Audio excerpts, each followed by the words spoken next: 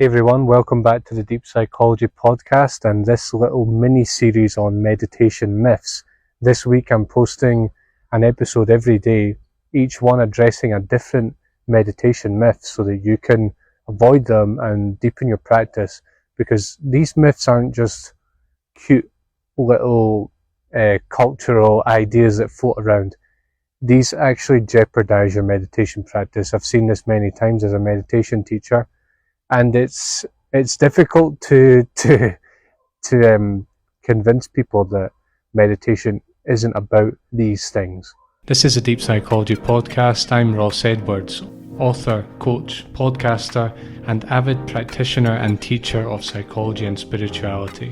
In listening to this podcast, you're part of the worldwide deep psychology community of tens of thousands of people undertaking profound personal transformation. You can find me on Spotify and Apple, where I release new episodes every Thursday. If you dig what I do and want to help the show grow, share this with a friend and leave a review.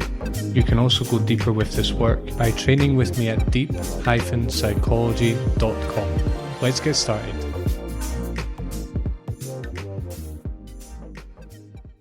So yesterday we talked about the first one, which is that meditation is about feeling calm and relaxed. And today's on a similar note, but slightly different. This myth is that meditation is about silencing the mind. So, tongue in cheek a little bit, I just so wish that this was not a myth, because it causes a lot of difficulty when you're teaching meditation. And it would be so much easier to teach it if no one believed that this was the case.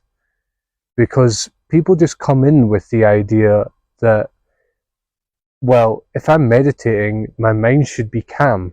I shouldn't be thinking about anything. And wow, it's hard to know where to begin with this one. The thing is, like yesterday's myth, this is not entirely false.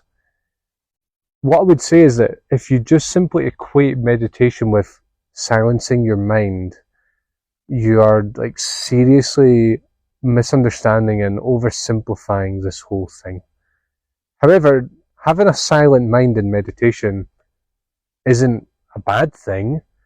It's actually quite a productive thing. It can be a very good thing if you're taught how to use it properly. However, it's not a goal. Okay, so if I don't, this might differ from advice that you've had before, but listen, I've been doing this for 10 years, and I can tell you it's not a goal for me. I do not sit down trying to have a silent mind when I meditate, right? I just don't.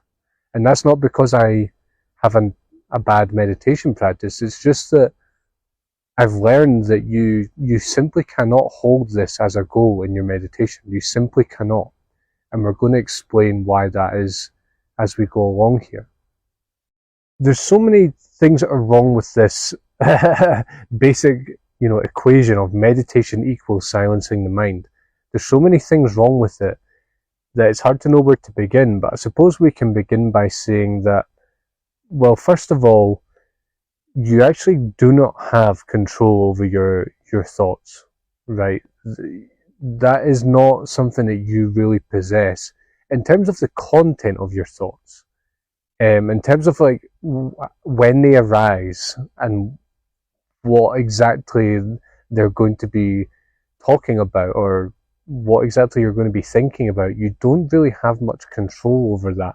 Sure, it is possible to deliberately introduce thoughts into your mind, right? That is absolutely true. There's psychologists and coaches and all the rest of it know that very well, and even that's an important part of meditation practice across the world and across human history, is deliberately generating certain kinds of thoughts, right? However, fundamentally, when it comes to your everyday life and what you're thinking throughout the day, you actually don't really have much control over the frequency of your thoughts, what the content of them, how long they're going to last, whether they're going to come back. It's not like a switch or a tap where you can just turn off the switch or turn off the tap and all of a sudden you're not thinking anymore.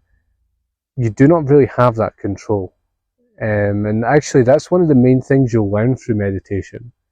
You'll learn that you do not have the control, but here's the cool part, that you don't actually need to control like the frequency or the content of your thoughts. That's something you also learn. You learn that your mind just does what it does. And by mind, I mean your thoughts, basically. Your thoughts will do what they do, and you actually have the control, not over their frequency or their content or anything, but you have control over how you relate to them, right? And what you'll discover is that this is as good as having no thoughts, because you simply can watch your thoughts and realize what they are, and realize that though you've probably spent your entire life attached to them and believing that you are your thoughts, and having very little space between you and your thoughts, that is actually possible, and it's possible to have a radically new relationship to your thoughts, regardless of what the actual content is, regardless of how frequent they are, and other factors like that. So really, you do not have control of your thoughts, but that's actually not necessary. So I guess that's the first thing that's wrong with this, this myth about meditation being about silencing the mind. Another problem with it is that you're basically approaching meditation from the wrong perspective, right? You're approaching meditation like this process that you're going to control, and you're going to make it just as you like it. You're not going to have negative emotions. You're going to make sure you don't have any negative emotions coming up. You're going to make sure that you feel good. You're going to make sure that your mind is quiet, and everything's going to be nicely under control, right? So that's really the opposite of what we're really trying to achieve in meditation. In meditation, you are fundamentally, what you're trying to do is you're trying to open up to all experience. You're trying to allow what is happening to happen. So if you're having emotions, if you're having thoughts, if you're having discomfort in your body, anything, you're trying to allow as much as possible. So it's basically the opposite. Instead of trying to control everything just as you like it and make sure that it's all pleasant and nice, you're basically saying, I don't really have the control here, so what I'm going to do is I'm going to allow things to happen as they will. In the case of the mind, I'm going to say, well, I can't really control my mind, so what I'm going to do is I'm just going to open up and allow it fully. Now, that might sound counterintuitive if you've never done meditation before, but this is a fundamental instruction at the heart of pretty much all, in fact, meditation. And the reason for it is because our relationship to our experience, I just mean body, mind and senses, if you want to make it simple, is really one of resistance and one of wanting to change things all the time, and not just being happy in your body, in your mind, in your senses. And from a sort of simple point of view, you could say, well, one of the things we're doing in meditation, we're cultivating a sense of contentment that doesn't depend on what is happening to us at any particular time, right? So you, in having the approach of, I want to control all these variables, I want to make my mind silent, you're actually really taking the exact opposite approach. And I suppose finally, what's going to happen if you take this approach is that you're going to get very frustrated very quickly in meditation. 5 minutes into your first meditation, if you're sitting there trying to not think, you're going to realize that it doesn't work, and that it's just a fruitless activity. It's a pointless attempt, because you do not have control of your thoughts. And so this is what happens to people, and I've seen it, and is that they'll meditate for a little bit and they'll think, oh well, my mind isn't going quiet, I can't quiet my mind, so I'm just going to give up and I'll never meditate again. And they don't realise that their entire approach was flawed, and that they're believing in instructions that are just not adequate, to be honest with you. So you're just not going to develop a long-term meditation practice. As I said yesterday, to really get the fruits of meditation, you need about 10 years of consistent practice, right? I mean, really getting into the deep end of the pool. I'm not saying that you need 10 years just to get some benefits from it, like visible everyday benefits.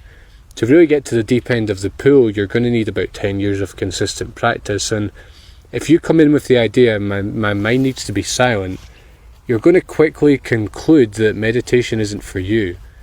And no wonder, because your perspective is wrong and your goal is wrong, to be quite blunt about it. The thing is, I really understand. I understand why people believe this, because for one thing, as I said, all the sort of cultural imagery and the sort of general ideas people have about meditation is that we sit there and we feel nice and we feel relaxed and we quiet our mind for 20 minutes and that's it, we move on with our lives. It's part of sort of the modern marketing around meditation. Again, as I said yesterday, meditation is sold as a bit of a relaxation pill, and it's also sold as kind of a pill to quiet your mind, to soothe. And I also understand it from the level of that our mind is wild and it's nice to have some freedom from it. I totally understand that. I know what it's like to have a wild mind. I mean, it can reach the point of having mental health difficulties just because our mind is wild and crazy and we can't get any freedom from it. I totally understand the sort of rationale behind it. And ultimately, that's what one of the main things we're doing in meditation is we are cultivating freedom from the mind. So those two things look similar, quieting the mind and cultivating freedom from the mind. They sound very similar, but actually, when you do meditation, you realise that they're quite different, and the actual sort of methodology behind the two are totally different. In one, we are literally trying to force our mind to be silent, which is not possible. And in the other, we are fully witnessing the mind as it is, right? And without trying to prefer, without identifying with it, without putting a top on it and trying to shove it down, right? So that they look very different, but they look very similar, but they're actually very different. So what do you do about this? If you're noticing that you have this idea that meditation is about silencing the mind, first of all, I'd ask you to recognise that it doesn't work, and that you just chase your tail, and you're getting frustrated because you believe this. So notice that, and then what I'd say is just stop trying to do it. Like, just stop trying to silence your mind. It's not necessary. And the approach you want to take, and there are specific methods for this that I've spoken about earlier this year. If you go back and look for my episodes on negative self-talk, you will discover these techniques. They don't just apply to negative self-talk, which is a specific form of thinking, but it applies to really all thoughts that you have. Cultivate a witnessing perspective on your thoughts, the ability just to see them as they are, to witness them, not to resist them, to disidentify from them while also fully experiencing them. And what this brings is, it brings an awareness that your thoughts are there, they are wild, they tell you all sorts of things about your life, about other people, about what's going to happen in the future, about what's happened in the past. Your mind is wild. It is just this wild bull that you have no control over, and yet at the same time you are not it. And when you fully see it, when you fully experience your mind as it is, you realize that there's really nothing there. The mind is actually very insubstantial and fleeting and sort of transparent. And when you realize that, and when that becomes like a semi-permanent or permanent aspect of your experience, when you're able to tap into that reliably, then quite simply you do not need to silence your mind, because it doesn't pose a problem for you anymore. And actually the mind becomes, troubling thoughts and sticky thoughts and thought cycles, they actually become like a real source of an opportunity to cultivate your meditation skills further. And they show you that your meditation skills still need to be cultivated. So your relationship to your mind will change, and not just during meditation, but during your life, quite dramatically, if you practice observation of thought, mindfulness of thought, rather than trying to silence it. So that's my recommendations for this myth. And what is a level we can get to that we realise that silencing the mind is actually irrelevant and not necessary. Great, so that's myth number 2. I would highly encourage you to come back tomorrow for myth number 3. The episode goes live at 4 p.m. British time, 5 p.m. Central European time, and it must be in the morning. If you're in America, make sure to subscribe to this podcast so that you can get the rest of the myths and also my episodes in future. Please leave a comment if you've got anything to share, if you disagree, if you agree, if you like what I'm saying, if you dislike it, if you've got any questions to ask, please feel free to leave a comment. And also consider joining my September meditation classes. Not just meditation classes, actually, really psycho-spiritual training classes, because we don't just meditate, although that is a huge part of what we do. We study psychological theory, we study philosophy, we study the evolution of humanity, we study human history, we do all kinds of other things. That is, the basic idea is to try and have as full a growth in psyche and spirit as possible. And we need more than meditation for that. We need other tools, and that's what we cover in my virtual group. So I hope to see you in September, and I hope to see you again tomorrow for the next myth. Thanks a lot for joining me, and I'll see you very soon. Thanks for listening. If you liked this episode, please leave a review and share with a friend. And if you'd like to go deeper, head to deep-psychology.com to join my training.